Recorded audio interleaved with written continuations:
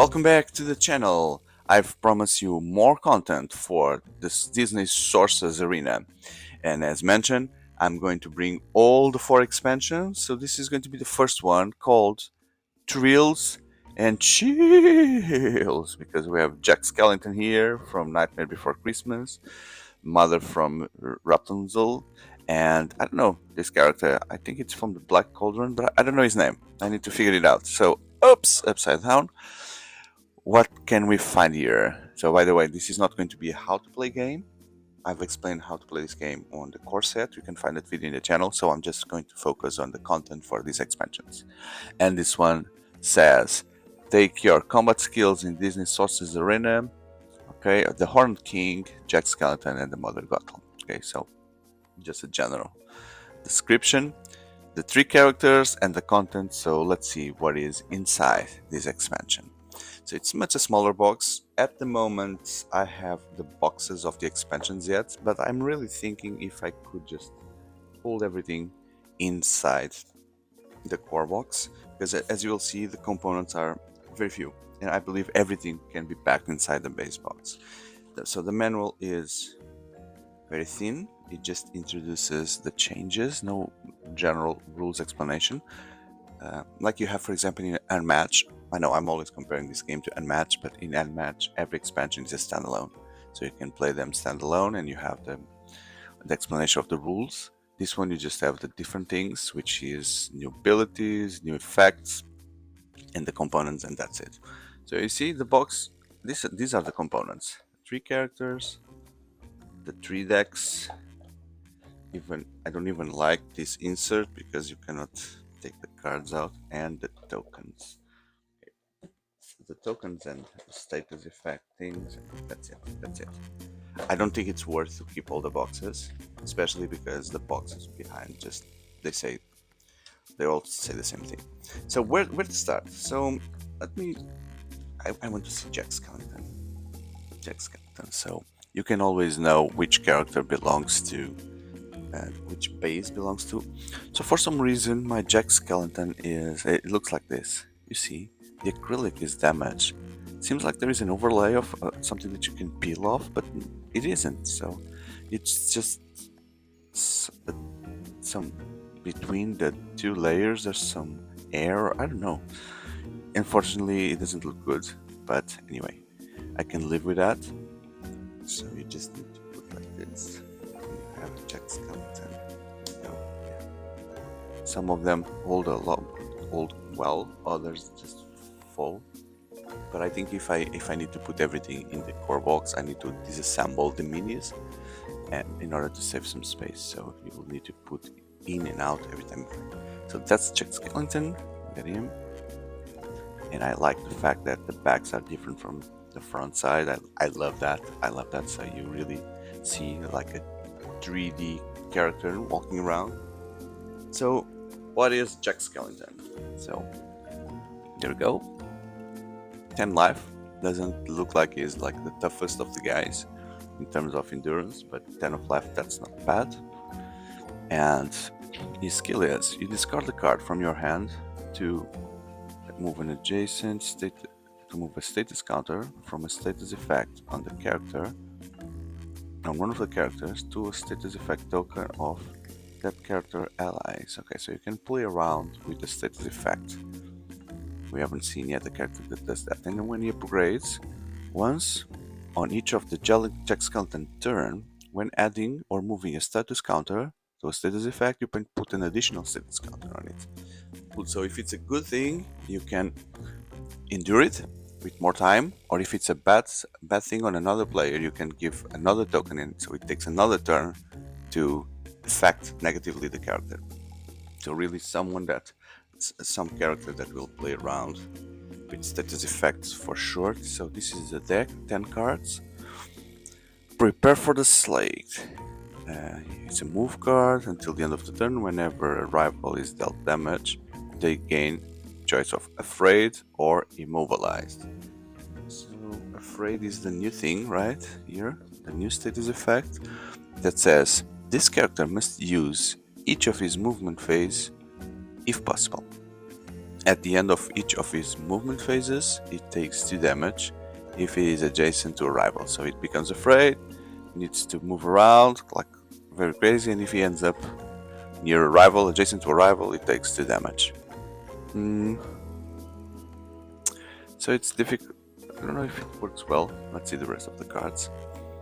Scary face. One adjacent rival gets too afraid, so he's always scaring, and deals 2 damage to one rival within range 2 that at least has 1 status effect. So he is going to go after the ones that have status effect. Moves 4, reveal the top card of your deck. If it's a arrow card, you throw it.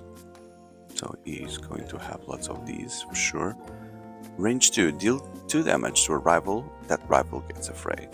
Okay, so he's going to be walking around the map and giving afraid to everyone, like in the movie. Oh, he also gives strong. So a present for you, my friend. You become strong. Strong, you give 1 more damage.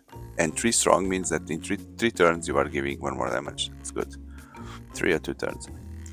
While on the gifts, 1 adjacent rival gets 2 afraid, 2 immobilized, and 2 flustered. Then that rival takes damage equal to the number of status effects on him, so at least 3.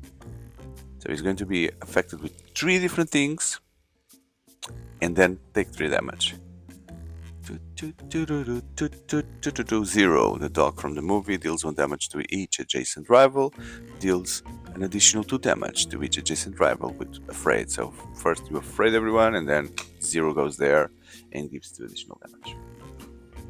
That was Jack Skellington. Okay, so just really see Jack here and the other 3. Maybe I'll just put these on the side now. Let's just focus on the characters. Now, the Horn King, which is a big mystery for me. The Horn King. The Horn King. I've never seen Black Cauldron, so I know 0 about this character. 0. He's also on Villainous, but I've never played with him. So he moves only 1, so he's very slow.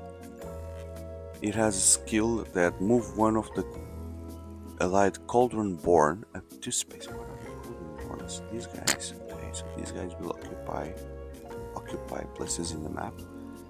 And then he has a passive ability here. Whenever you gain point, because you will get from the map, if there are 2 or fewer Cauldron Born in the arena, place a Cauldron Born in an unoccupied adjacent space. Okay. At the beginning of each rival starting phase. That rival takes 1 damage for each of your Cauldron Borns that are adjacent to it. Okay. So this guy poisons the map, and if you are around the cauldrons, you'll get damage. Feed the Cauldron. Banish up to 2 cards from the summoner's discard pile. If there are 2 or fewer Cauldron Borns in the arena, place 1. An allied Cauldron Born of your choice deals 2 damage to up 1 rival adjacent to him. Okay, so he's gonna mine the battlefield completely with these things. Rise, Cauldron Born. If there are 2 of your Cauldron Borns, place 1. Each allied Cauldron Born deals 1 damage to. It's always the same thing. Our hour has arrived. 1 allied Cauldron Born of your choice deals 3 damage to 1 rival adjacent to them. If that rival is upgraded, you may flip their character ability card off. Okay, so you upgrade back a character. I've never seen that. So clearly this guy needs to occupy a central space in the map, and then or a point space, and then control that area completely. Each allied Cauldron token deals 1 damage, but then it may become like useless because no one will go near him. That means that you will control at least 1 point in the map, but the rest, the rival team will go focus on the other 2. Each allied Cauldron token deals 1 damage to 1 rival adjacent. For each rival dealt damage this way, shuffle up to 1 of your spiral cards into the owner's deck. Oh, that's good, because you make it. For each rival, shuffle up to 1 card from a discard pile. Could be anyone, including yours here. So it's good because then you won't you won't lose the game without cards, at least this character. Move 2 spaces, deal 1 adjacent damage, and then move up to 1 allied cauldron. Oh, the cauldrons also move! The cauldrons also move. That's good to know. And this card is movement or attack. Could be both. Could be both. Go forth and destroy. Move up to 2 spaces if there are 2 of your cauldron boards. Place 1. Okay. Good starter card for you to start deploying. That's it. And then the last character coming here is the Mother Gothel. Mother knows best. Reveal the top card of a rival summoner deck. If the rival card matching that card is adjacent to the Mother Gothel, each summoner may choose to banish that card. If they do not, Mother Gothel gets stealthy. Okay, so there's I guess there is a 50% chance of that to work, because no, wait, if you're playing 2 versus 2, then each summoner will have a team of 2, so it's a 50-50%. If not, it's like 1/3, right? Because you play with 3 characters. So, maybe good, or maybe a problem. Immediately after upgrading Mother Gothel, choose a rival summoner to reveal their hand. Choose and banish up to 2 revealed cards for the same character. Okay, so there's a discard character here. Yeah, that's a very discard strategy. Also, this one is you either discard or I get stealthy. And if you get stealthy, it also means that the other character, the summoner, will need to discard cards. Because in order for you to attack a stealth character, you need to discard a card. So this is a discard character. Interesting. Choose one. Deal 2 damage to an adjacent rival. And then remove status effect from that rival. Okay, why would you want to remove status effect other than deal 3 damage to an adjacent rival and draw cards? What? So this one will give less damage and then remove status effects. I'm not getting it. Maybe it would make sense with other cards. Let's see. Sinister Schemes. If Mother Gothel is stealthy, ignore all status effects on adjacent rivals and deal 4 damage on adjacent rival. Ignore all status effects on it. Okay, so if she's stealthy, she just deals 4 damage without toughness. Yeah, you may want. I understand now. You may want to remove toughness or strong. Yeah, you may want to remove the armor or give more damage.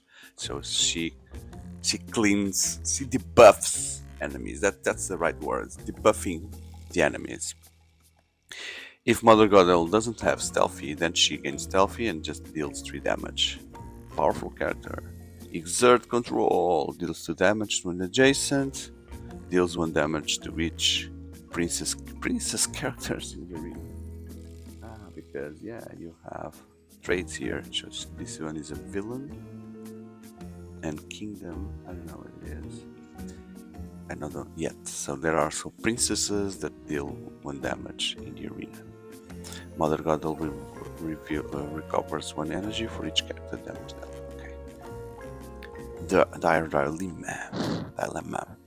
Choose a rival summoner. They choose 2. Banish a card from their hands, heal, and deals 1 damage to each character on their team. 1 damage to each character on their team. So you either lose card, I cure, I heal, or you lose damage. You take damage. Deft manipulation. Move up to 2 spaces. Move a rival within range 2 up to 2 spaces. You may not move that rival through other characters this way. So come closer, my friend, and then stiletto 4 damage, 3 or whatever. Move in the shadows, move up to 2 spaces. Then, if Mother Gothel is adjacent to rival, you gain an additional movement phase. And you draw a card, moving in shadows. Maybe that's why you have. Where was it? No, it was here. Because this is not totally clear for me. This character must use each of its movement phase if possible. I don't know, each, because you only have 1, right? I need to review that. If you know the answer, please leave it on the comments, because in my idea you can have one movement, one action, and one skill, right, to be used on your turn. So not sure exactly what they mean here by at the end of each of its movement phase. I need to read online. But if you already know, leave it please in the comments. And thank you very much for watching it. If you like this game, don't forget to express that by hitting the like button and consider subscribing. If you like Disney games, board games, or card games in general, we are very close to the 3,000 subs, so thank you in advance for that. And I hope to see you on all my next videos. Thank you. Goodbye.